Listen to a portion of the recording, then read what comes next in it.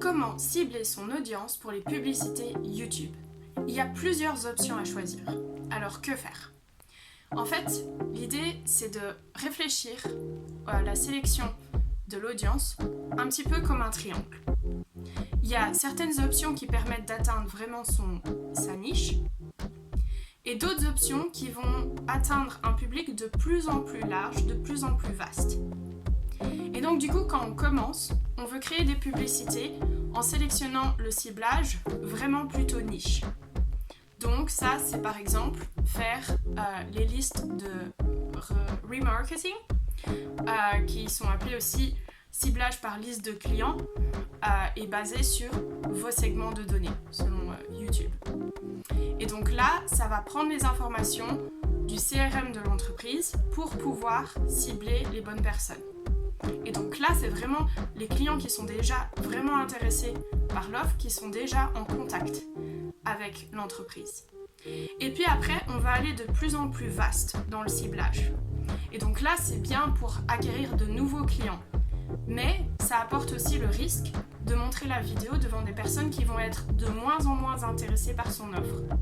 Et donc là, c'est très important aussi de refaire ses créatifs, donc ses vidéos, pour pouvoir avoir des vidéos qui vont s'adapter à l'audience qu'on cible.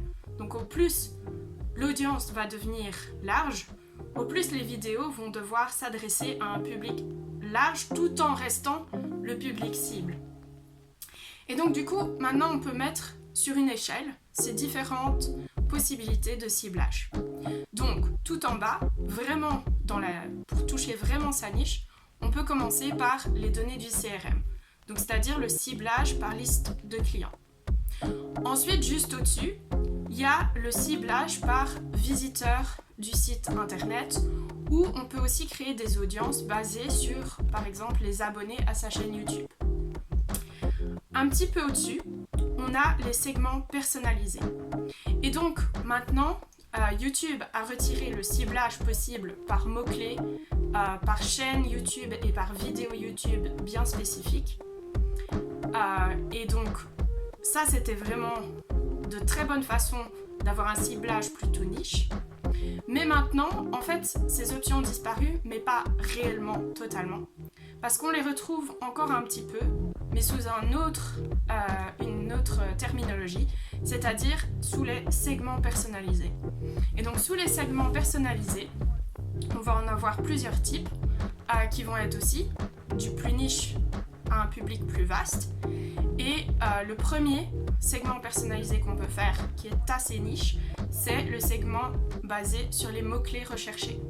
Donc on retrouve un petit peu le principe des mots-clés que YouTube permettait dans le temps. Et donc là, ce seront des personnes qui pourraient faire ce genre de recherche et donc faire partie de ce segment.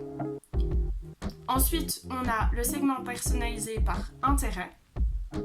Et puis, on a les segments personnalisés par URL, donc vraiment en mettant des sites internet idéaux que nos clients cibles pourraient potentiellement visiter. Donc à chaque fois, ça touche un public un petit peu plus vaste. Puis, au-dessus de ça, on a encore les segments d'intention personnalisés qui, eux, sont automatisés. Puis on a les segments sur le marché, et donc là c'est des segments semblables, et là donc on devient de plus en plus vaste. Et puis on a les segments par affinité, donc là c'est par exemple les modes de vie, les passions, et puis les événements de la vie, donc par exemple mariage, naissance, ce genre de choses, et enfin les démographiques. Et donc quand vous sélectionnez le type de ciblage, sachez que au plus vous sélectionnerez quelque chose qui apporte un public vaste, au plus difficile d'un côté ce sera de toucher votre client cible parce que ça inclura aussi d'autres personnes qui ne sont pas spécifiquement votre client cible. Et donc l'idéal, quand on commence à faire de la publicité sur YouTube, c'est d'aller vers les segmentations qui sont le plus niche possible. Et au fur et à mesure, une fois qu'on a acquis ces clients-là, ouvrir un petit peu plus le reach, donc pour toucher plus de gens. Voilà, donc c'était comment cibler son audience pour les publicités YouTube. Si vous avez des questions, n'hésitez pas à les mettre dans les commentaires.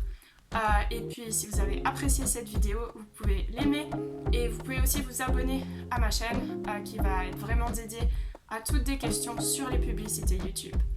Et je vous retrouve dans une prochaine vidéo.